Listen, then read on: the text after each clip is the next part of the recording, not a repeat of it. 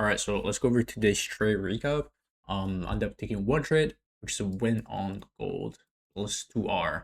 Arguably could have been 2.5. Kind of a mistake on my part.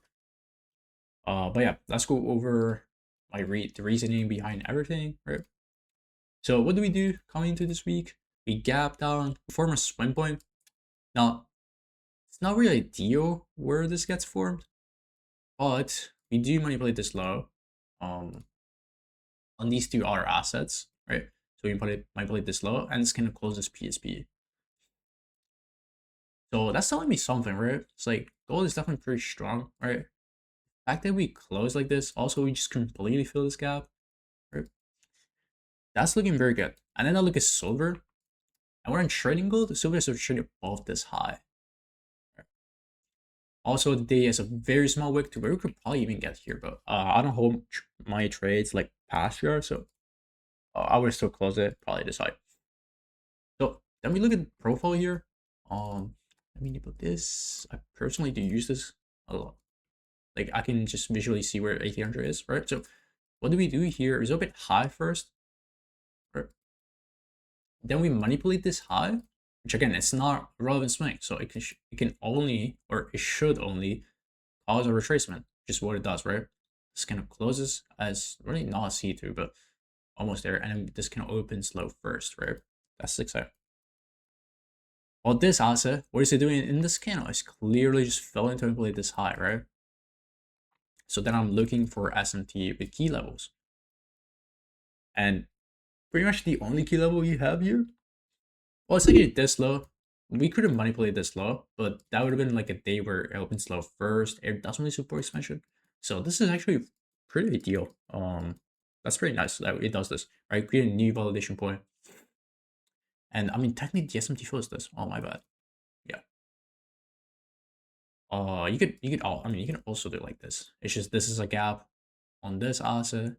It isn't here, right? But we have also empty here. We also trade into a gap. So it really doesn't matter to me realistically because it's just this hourly low, right? So that's just what I'm looking at.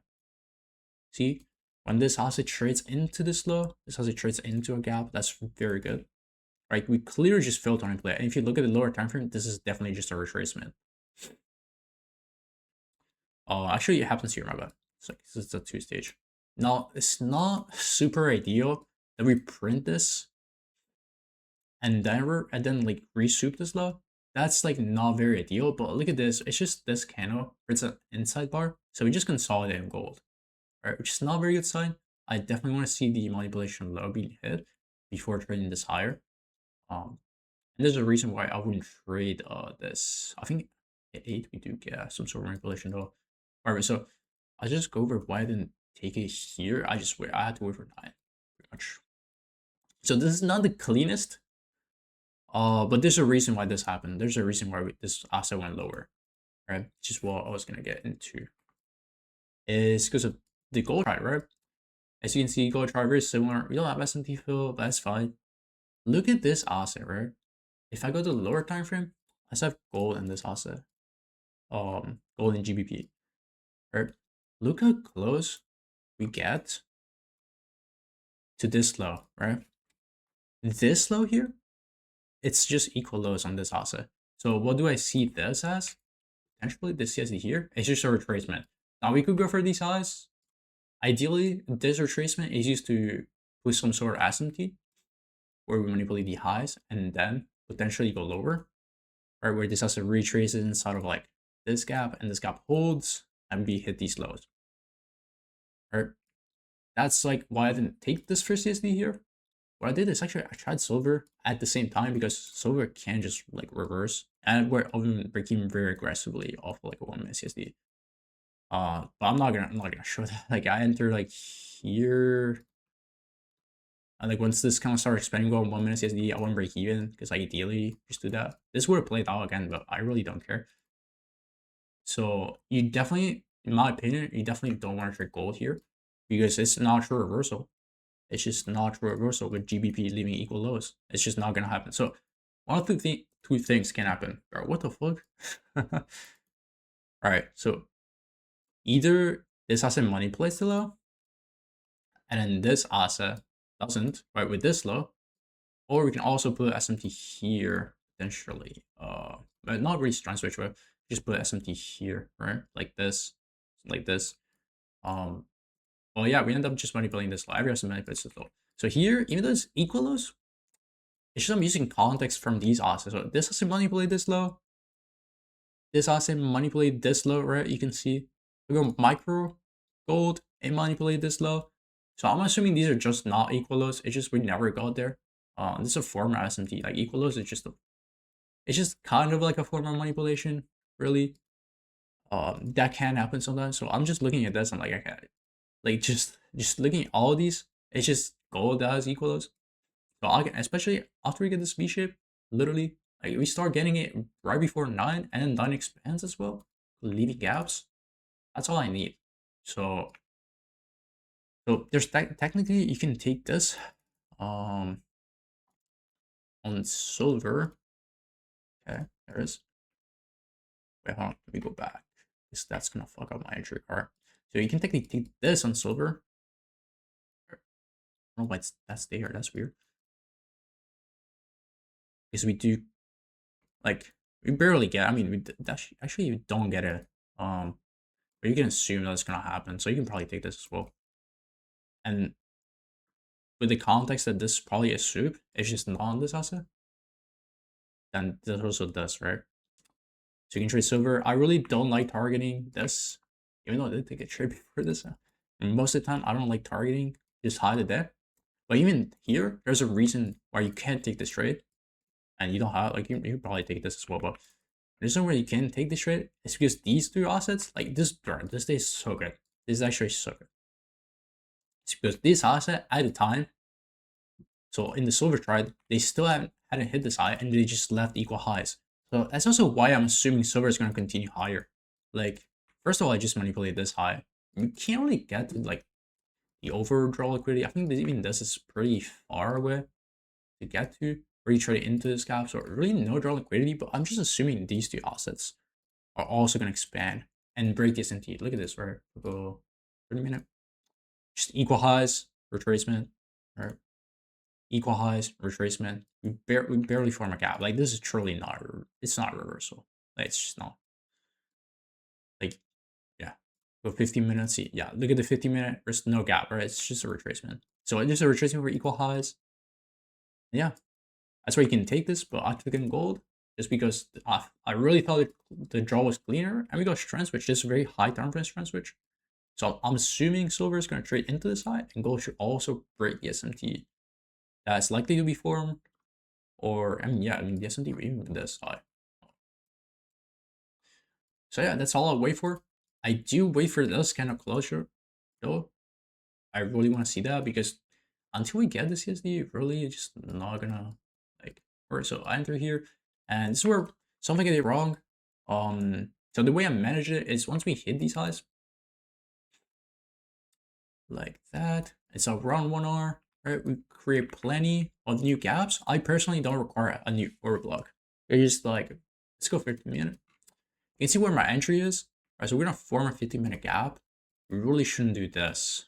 Come all the way down here. At that point, in this candle, but I wouldn't break even in this candle here because they expanded past this high. So all this candle can do is closes C2. It's actually beautiful, actually. It closes it, not really C2. I mean, kind of a reversal candle. Can't really displace through these highs. And what do we get? Remember, like, one of these assets being the weakest? Look at this, right? See this candle? This candle's an expansion candle in this asset, and we got SMT fill, strength switch, to trade higher. This is, like, you do want to see this. You do want to see a reversal sequence. So I mean, I didn't trail here, but you could definitely trail as soon as we start expanding. You could trail here to this low, probably bodies as well. But yeah, like, this is why I use these assets. Like, it's, to me, it's very important because it makes sense. That's why it also makes sense to long, like, potentially long silver, right? Because it's closer to it, so you can definitely just long silver, and you do have 2R, or right? You can just require 2R. But yeah, so I took gold. I remember it came here. I could have waited for this simulation to form. I'm just expecting it to form here. It really shouldn't combat down here. Alright. At that point, it's just reversal. I'm gonna go for these lows. Alright. And also silver at this time, look at this. Silver left equal highs, so it's retracing. This has to be retraced. It literally has to be. And I don't want this to be this too deep. It really shouldn't be if we're gonna continue higher. So I mean it wasn't, right? So that's how I manage it. So I personally don't require a new invalidation. I just require gaps. Right. So 50-minute, 5-minute. There's plenty of 5-minute gaps. Really, like we shouldn't come back to this one. My entries are around here. We shouldn't come back to this gap to then go higher. It's at that point search the reversal. You see how like we come to that gap, we're probably gonna CSD lower. That's not a good sign. That should not happen.